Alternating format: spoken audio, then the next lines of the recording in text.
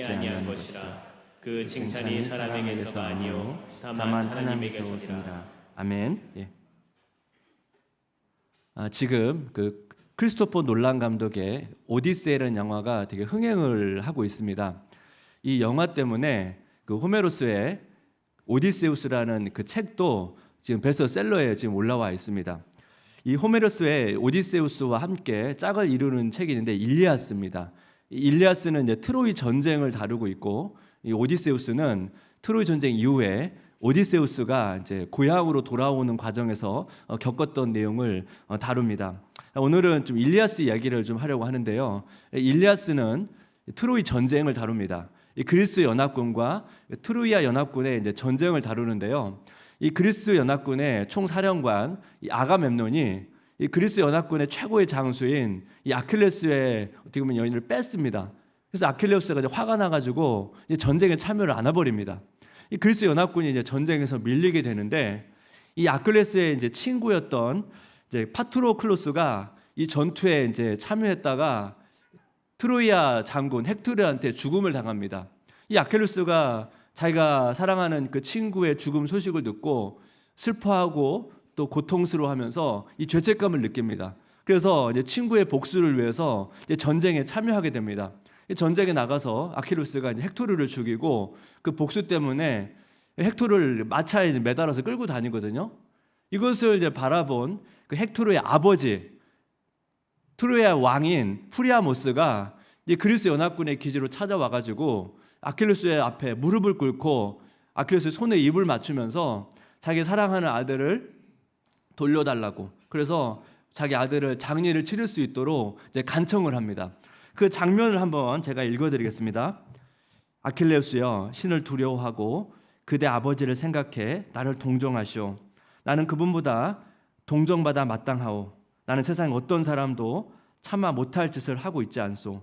내 자식들을 죽인 사람의 얼굴에 손을 내밀고 있으니 말이오. 이런 말로 노인은 그의 가슴 속에 아버지를 위해 통곡하고픈 욕망을 불러일으켰다. 그래서 그는 노인의 손을 잡고 살며시 한쪽으로 밀어냈다. 그리고 두 사람 모두 생각에 잠겨 프리아모스는 아킬레우스의 발 앞에서 쓰러져 남자를 죽이는 헥토르를 위해 흐느껴 울었고, 아킬레우스는 자신의 아버지를 위해, 때로는 파트로클로스를 위해 울었다. 그래 그들의 울음소리가 온 집안에 가득 찼다는 겁니다. 이 프리아모스는 아킬레스에게 간청을 하는 거예요. 당신의 아버지를 생각해서 자기 아들을 죽인 사람 앞에서 이 동정을 구하는 아버지의 심정을 좀 헤아려 달라는 거죠. 그래서 이 프리아모스는 자기 죽은 아들 때문에, 아킬레우스는 자기 아버지와 그 친구 때문에 함께 통곡하면서 울었다는 것입니다. 결과적으로 아킬레우스가 헥토르를 이제 내주고 이제 그 장례를 치는 동안에는 임시 휴전을 해서 장례를 마칠 때까지 기다려주게 되는데요.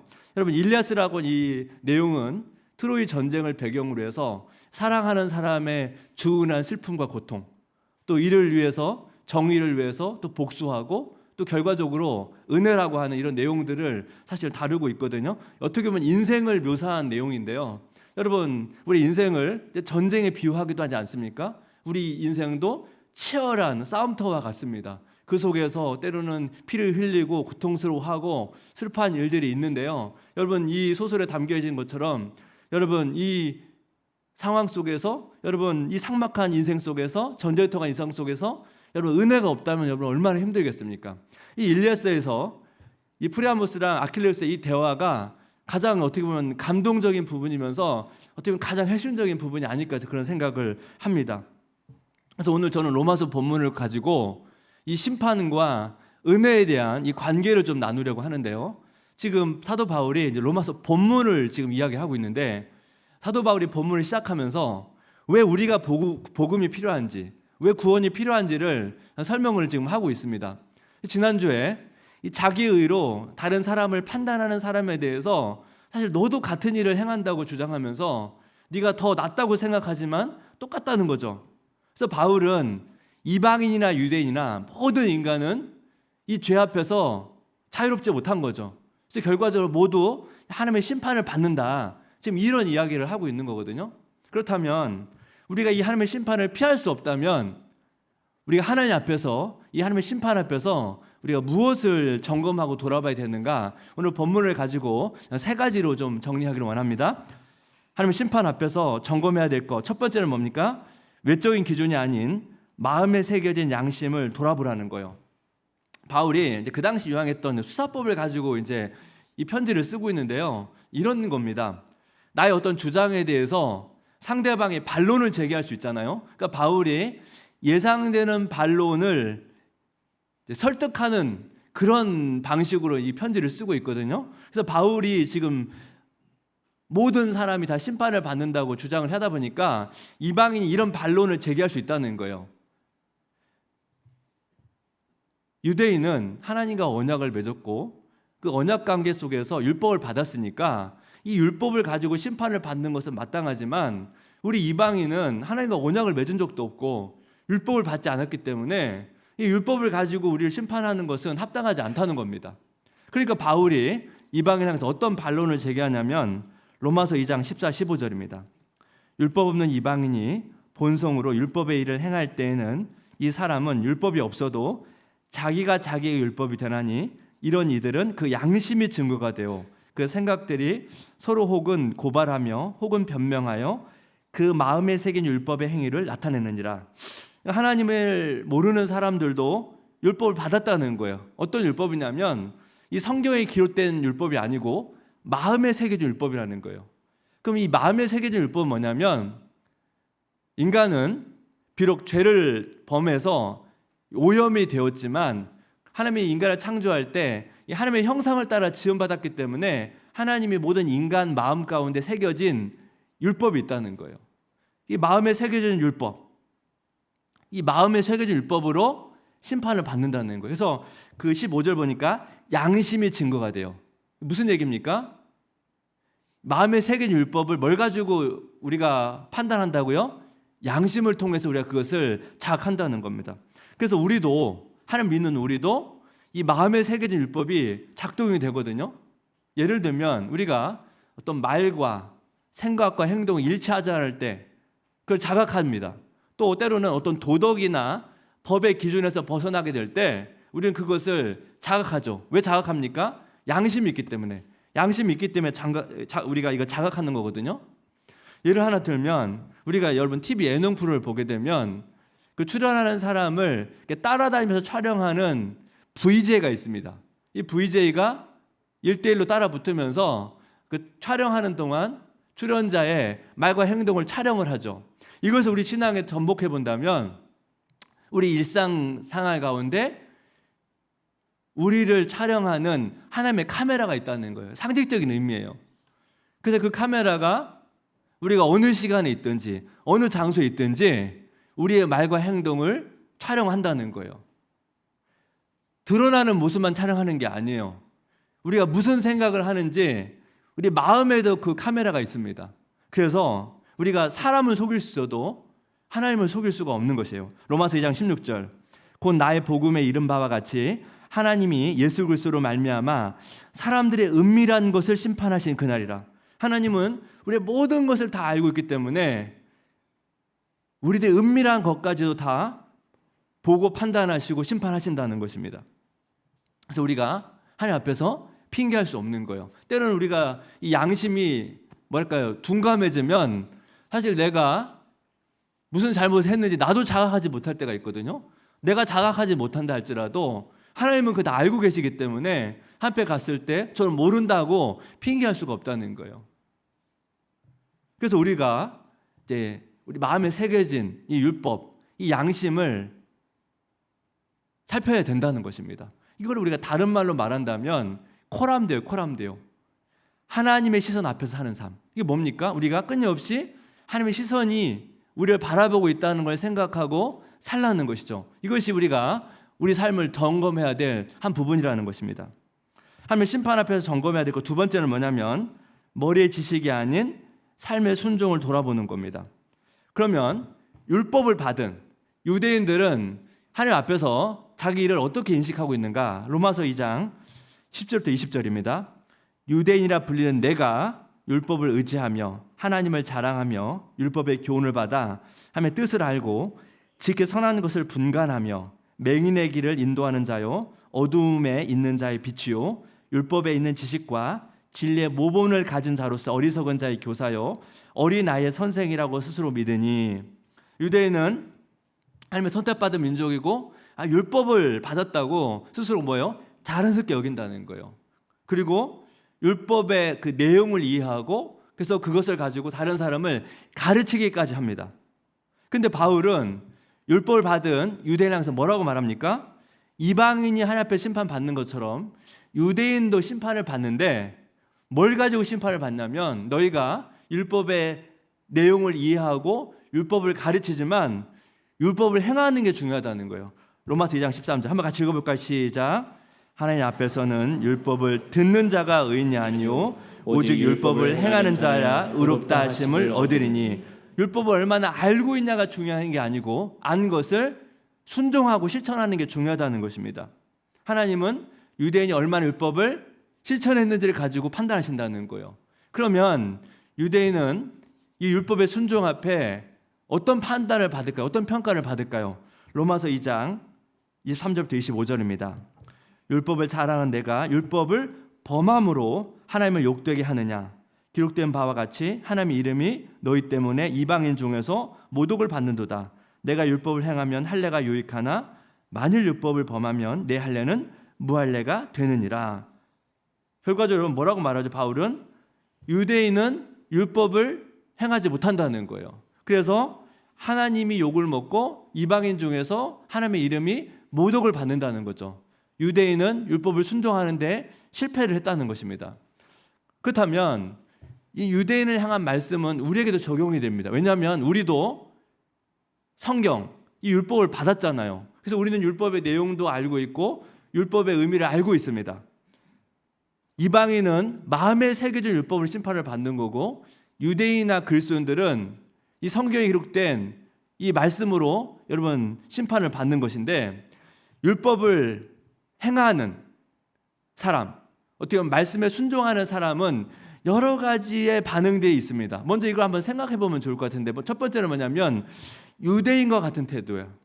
우리가 계속 앞에 설명드렸죠. 나는 율법, 말씀은 어느 정도 알고 있고 나는 그래도 말씀을 그래도 꽤 그래도 지키려고 애를 쓰고 있기 때문에 나는 괜찮은 신앙이냐라고 생각하는 겁니다.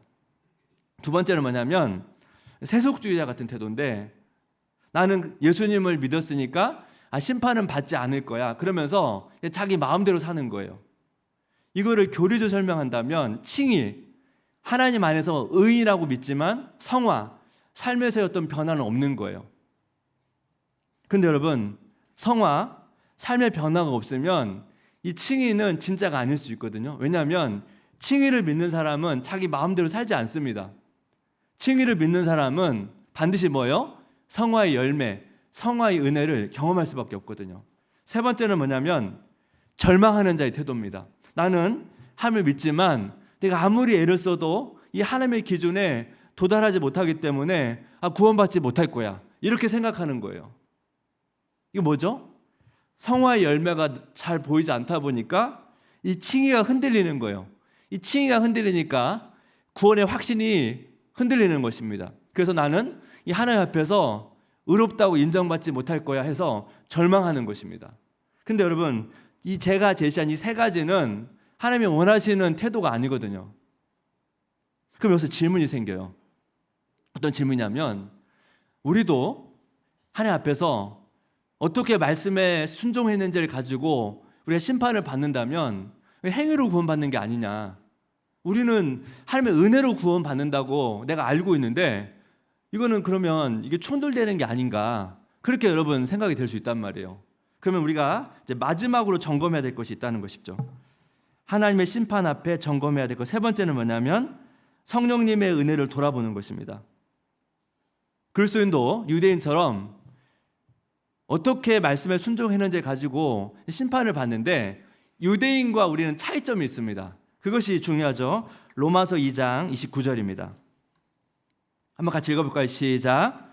오직 이면적 유대인이 유대인이며 할례는 마음에 할지니 영에 있고 율법 조문에 있지 아니한 것이라. 그 칭찬이 사람에게서가 아니요 다만 하나님에게서니라. 여기 보니까 바울이 할례를 가지고 설명하면서 유대인에게 행해진 육체적 할례보다 이제 마음의 할례가 중요하다면 여기 보면 영에 있고 하잖아요. 그러니까 마음에 행해진 할례는 성령을 통해서, 성령의 내주를 통해서 행해진 할례를 말하는 거거든요. 그러면 성령을 통해 마음의 할례를 경험한 사람, 성령이 우리 안에 내주하시는 사람은 율법을 행하는 과정에서 성령님과 긴밀한 연관을 맺습니다. 그러면 이런 것이 어떤 식으로 이제 나타나냐면 쉽게 하면 이런 거예요. 제가 그걸 한번 설명을 드릴게요. 첫 번째는 뭐냐면 우리가 내 힘이 아닌 성령님을 의존해서 말씀에 순종한다는 것입니다. 우리는 어떤 종교적 열심이나 의지만이 아닌 성령님의 도우심으로 율법에 순종합니다. 우리가 이 성령님의 도우심을 힘입어야만 우리가 율법의 정신에 가깝게 율법의 정신을 구현할 수가 있다는 것입니다. 그런데 두 번째는 우리가 이 말씀에 순종하지 못할 때, 이 말씀에 순종에 실패할 때 성령님 우리가 예수 그리스도를 바라보도록 도와주십니다. 우리가 말씀에 온전히 완벽하게 순종할 수가 없습니다. 실패할 때가 있다는 것입니다. 그럴 때 성령님 우리를 향해서 너는 안 돼, 실패자야 라고 우리를 정죄하시는 게 아니고 성령님께서 우리가 예수 그리스도를 바라보도록, 중보자 대신 예수를 바라보도록 여러분 도우신다는 것입니다. 세 번째는 우리가 말씀에 순종할 때도 있습니다. 순종하면서 성령의 어떤 열매가 맺어지고 은혜를 경험하게 될 때 어떻게 된다고요? 우리가 교만하지 않고 더 겸손하도록 도우십니다. 여러분 우리가 율법에 잘 순종하고 신앙의 성장에 갈 때 나는 그래도 꽤 괜찮은 신앙이냐라고 그렇게 자랑하지 않게 된다는 거예요. 왜냐하면 나의 순종과 나의 열매는 하나님의 은혜 없이는, 성령의 도우심 없이는 이게 불가능한 것이기 때문에 내가 순종한다 할지라도 그것이 나의 자랑이 되거나 나의 의가 되는 것이 아니고 더 어떻게 해요? 더 겸손한 마음으로 예수 그리스도를 붙들도록 도우신다는 것입니다. 이것이 우리가 율법을 행할 때, 말씀에 순종할 때 성령님 안에서 우리가 이런 반응들이 나와야 된다는 것입니다. 그렇다면 여러분, 성도님은 제가 여러 가지 얘기를 해줬으니까 여러분 어느 이에 여러분 위치하고 있습니까? 자기 의로 만족하는 율법주의자도 아니고, 그렇죠? 자기 합리화를 가진 세속주의자도 아니고, 구원의 확신을 잃어버린 절망주의자도 아닙니다. 우리는 성령님의 은혜 안에서 예수 그리스도를 바라보는 하나님의 사람이라는 거예요. 우리가 이것이 하나님이 원하시는, 하나님의 심판 앞에서 우리가 하나님 앞에 나아가야 될 반응이라는 것입니다. 근데 제가 이거를 우리가 좀 적용적인 차원에서 한 가지 좀 말씀드리고 싶은 게 있는데, 내가 하나님 앞에서 말씀에 순종할 때 어떤 태도를 보이냐는 것은 나와 하나님과의 관계를 보여주는 거예요. 내가 하나님 앞에서 세속주의자인지 율법주의자인지, 아니면 나는 하나님 우리에게 은혜로 우리를 대하시기 때문에 나는 그 은혜 속에서 내가 하나님 앞에 반응하고 있는지를 보여주고 있는 것이고, 이런 나와 하나님과의 관계는 나와 다른 사람의 관계에서도 나타난다는 것입니다.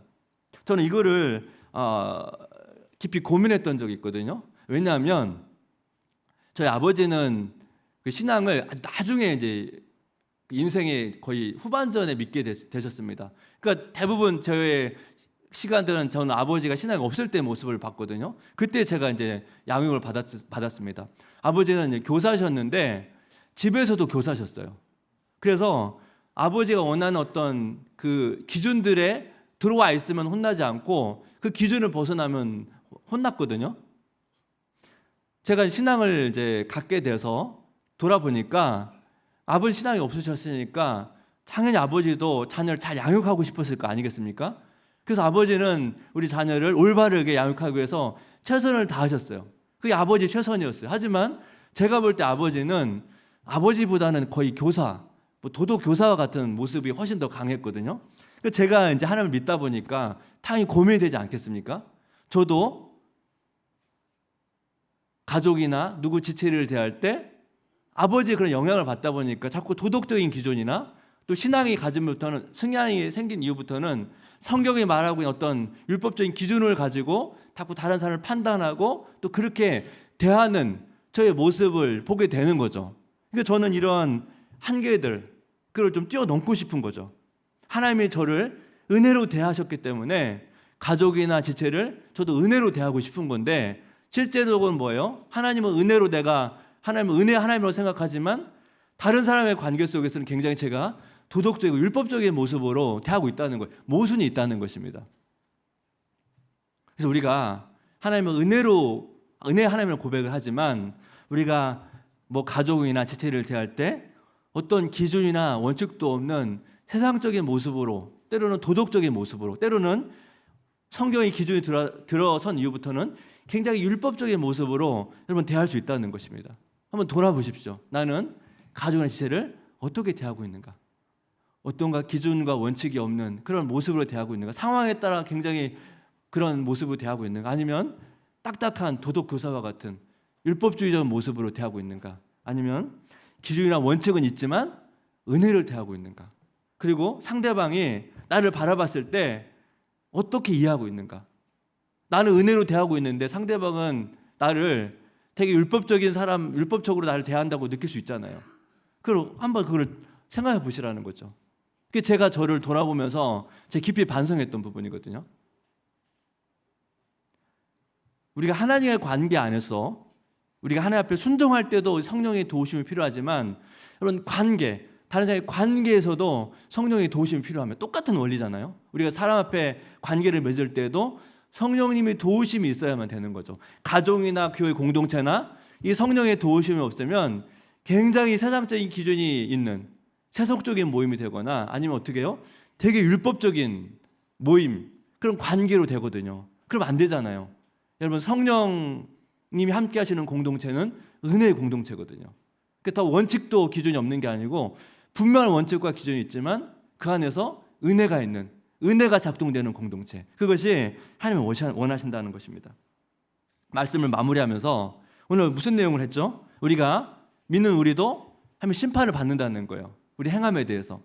근데 그래서 양심을 가지고 우리의 마음에 새긴 율법을 돌아봐야 됩니다.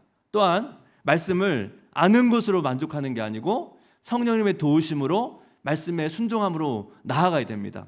하지만 우리가 아무리 말씀을 따라 순종한다 할지라도 이 하나님의 기준에는 미치지 못한다는 거예요.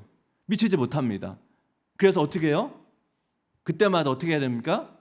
성령님의 도우심을 의지하면서 중보자 되시는 예수 그리스도를 바라봐야 됩니다. 그리고 우리의 관계를 돌아봐야 됩니다.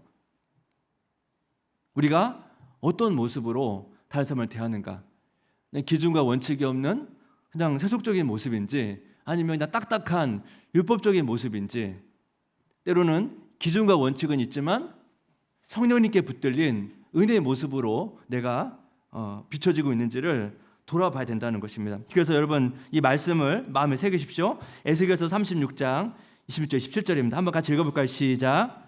또 새 영을 너희 속에 두고 새 마음을 너희에게 주되 너희 육신에서 굳은 마음을 제거하고 부드러운 마음을 줄 것이며, 또 내 영을 너희 속에 두어 너희로 내 율례를 행하게 하리니 너희가 내 규례를 지켜 행할지라. 여기 보니까 내 영을 너희 속에 두어 너희로 내 율례를, 내 말씀을 행하게 하려니 너희가 내 말씀을 지켜 행할지라. 이게 구약에서 새 언약, 성령님을 보내주셔서 맺게 될 이 은혜의 언약을 지금 구약에서 말해주고 있는 중요한 본문인데, 여기서 뭘 강조하죠? 성령님을 강조하는 거예요. 새 언약, 은혜의 관계는 이 성령님을 의지하면서 어떻게 해요? 말씀에 순종하는 삶이라는 것입니다. J.D. 그리어 목사님의 글을 읽고 이제 마무리할 텐데 한번 제가 천천히 읽어보겠습니다. 복음을 믿는 것은 성령의 능력을 우리 삶 속에서 풀어놓기 위한 수단이다. 우리가 복음 안에서, 예수 안에서 친밀한 상호작용에 몰두하면 성령의 9가지 열매가 자연스럽게 맺힌다. 열매를 맺는 일에 집중한다고 열매를 맺는 것이 아니다. 열매에 대한 생각을 잊고 하나님이 우리를 온전히 받아주신다는 복음의 진리에 집중하다 보면 어느새 영적 열매가 주렁주렁 맺혀 있다. 우리가 지금 로마서 말씀, 복음의 내용들을 다루고 있는데, 이 복음의 내용을 믿고 우리가 잘 흡수하면 성령님은 진리를 통해 역사하기 때문에 우리 안에서 성령 열매를 맺게 하신다는 거예요. 그래서 이 결과, 열매에 집중하는 게 아니고 본질에 여러분 집중해야 된다는 것입니다. 오늘 말씀을 여러분 기억하면서 여러분 우리는 순간순간 성령님을 바라봐야 됩니다. 왜냐하면 우리는 말씀을 드렸죠. 우리가 말씀을 온전히 순종할 수 없는 존재인 것을 우리가 인정하기 때문에 우리는 순간순간 예수 그리스도를 바라보지 않으면 좌절하거나 아니면 교만해지거나 그럴 수밖에 없는 존재이기 때문에 예수 그리스도를 붙들면서 나아가야 됩니다. 그래서 성도님의 한 주간 삶 가운데 성도님이 묵상하고 읽은 말씀이 성도의 마음 가운데 잘 스며들어서 성도의 삶 가운데 이 성령의 열매가 잘 맺혀지시기를, 주렁주렁 맺히시기를 주님의 이름으로 축원드립니다. 제가 기도하겠습니다. 하나님 아버지, 우리에게 이 말씀이라고 하는 이 놀라운 선물을 주신 것을 감사드립니다. 하나님 아버지, 우리가 말씀을 읽고 묵상함을 통해서 정말 하나님의 풍성한 은혜와 그 축복들을 누릴 수 있도록 인도해 주시옵소서. 하지만 우리가 이 말씀 앞에 넘어지기도 합니다. 아버지, 우리는 넘어질 수밖에 없는 연약한 존재입니다.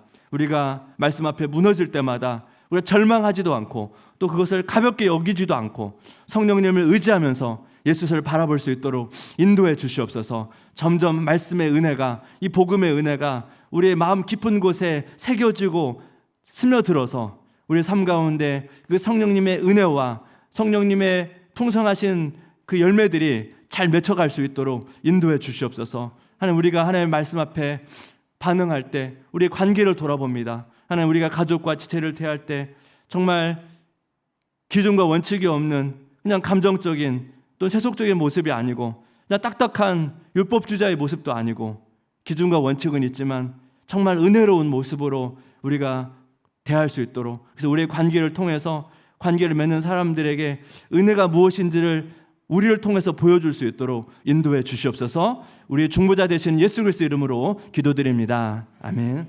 우리가 말씀을 좀 기억하면서 같이 우리가 성령님을 의지하면서 같이 찬양하면 좋겠습니다. 허무한 시절 지날 때, 허무한 시절 지날 때, 깊은 한숨 내쉴 때, 깊은 한숨 내쉴 때, 그런 풍경 보시며 그런 풍경 보시며 탄식하는 분이네. 그와 같이 너희를 버려두지 않으리. 내가 너희와 영원히 함께 하리라. 억눌린 자, 갇힌 자, 자유함이 없는 자, 피난처가 되시는 성령님 계시네. 주의 영이 계신 곳에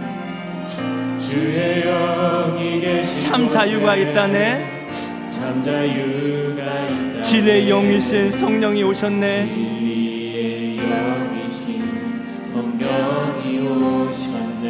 성령이 오셨네. 성령이 오셨네.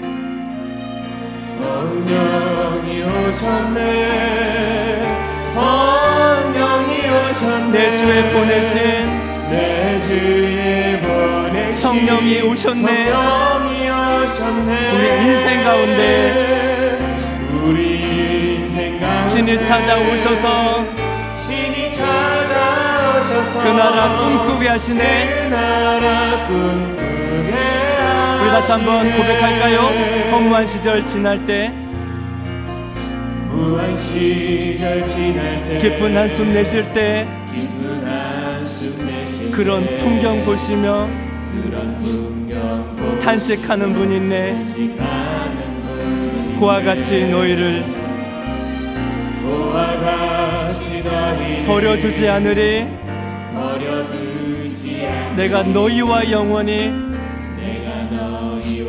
함께 하리라. 억눌린 자, 갇힌 자,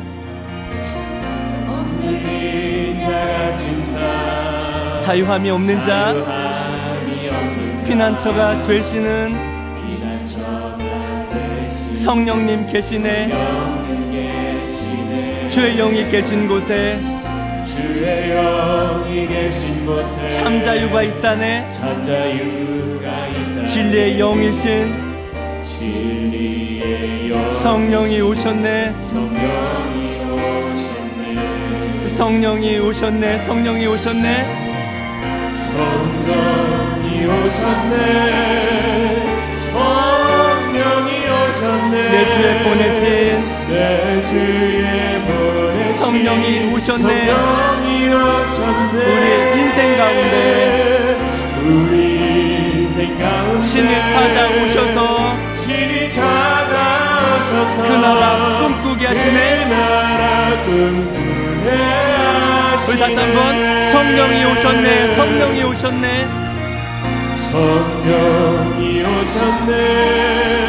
성령이 오셨네. 내 주에 보내신 내 주에 보내신 성령이 오셨네.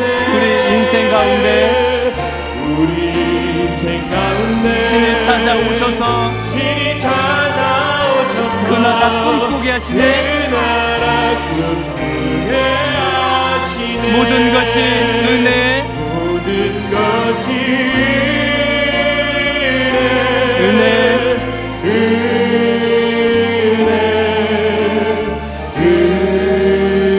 한없는 은혜, 한없는 은혜. 내 삶에 당연한 내 것, 삶에 당연한 것 하나도 없었던 것이 모든 것이 은혜, 모든 은혜였어. 것이 은혜. 우리 다시 한번 고백합니다. 모든 것이 은혜, 모든 것이 은혜